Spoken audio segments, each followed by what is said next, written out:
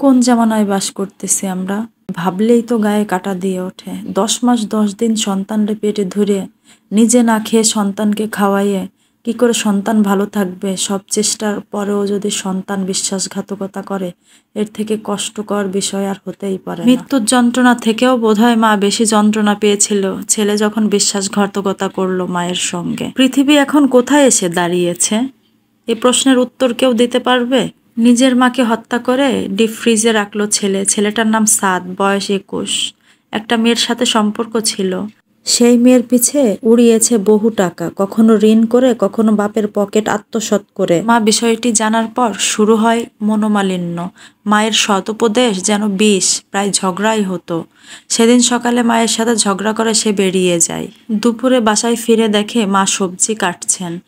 ছেলেটা পিছন থেকে শ্বাসরুদ্ধ করে মাকে মেরে ফেলে। তারপর ডিপে রেখে আলমারি সহ বিভিন্ন জিনিস ভেঙে ডাকাতের চিহ্ন রেখে চলে গেল। ক্লাস শেষ করে বাড়িতে ফিরে এমন ভাব করলো যেন সে মাত্র এখন এসেছে, কিছুই জানে না। আর ঘটনাটি ছড়ালো ডাকাতি হয়েছে এই বলে।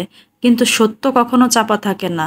আমি ভাবছি সেই মায়ের কথা, সন্তানের থেকে এত অপমান সহ্য করে আবার সেই সন্তানের জন্য তিনি রান্নার আয়োজন করছিলেন। ছেলেটাকে ফিরতে দেখে ছেলের খিদে লেগেছে বলে কি উতলা হয়েছিলেন। ছেলে যখন মুখ চেপে ধরল তখন মায়ের চোখ কি ভেবেছিল? যে সন্তানকে তিনি গর্ভে ধারণ করেছিলেন, নিজের হাতে বেড়ে তুলেছিলেন এবং সবকিছু শিখিয়েছিলেন, সেই সন্তানের হিংস্র ভাব তাকে কতটা কষ্ট দিয়েছিল। মৃত্যুর যন্ত্রণা থেকেও বোধহয় মা বেশি যন্ত্রণা পেয়েছিল ছেলের বিশ্বাসঘাতকতায়। নিজের হাতে গড়া সন্তানের হাত যখন মায়ের গলা চেপে ধরল, তখন সেই মায়ের জগৎ এমনিই ফুরিয়ে এলো। বোকা মা, অথচ সব ভুলে তুমি সেই সন্তানের জন্য রান্না করতে বসেছিলে। কতটা নিকৃষ্ট হলে নিজের মাকে খুন করতে পারে, এটা আমি ভাবলেই আমার গায়ে কাঁটা দিয়ে উঠতেছে।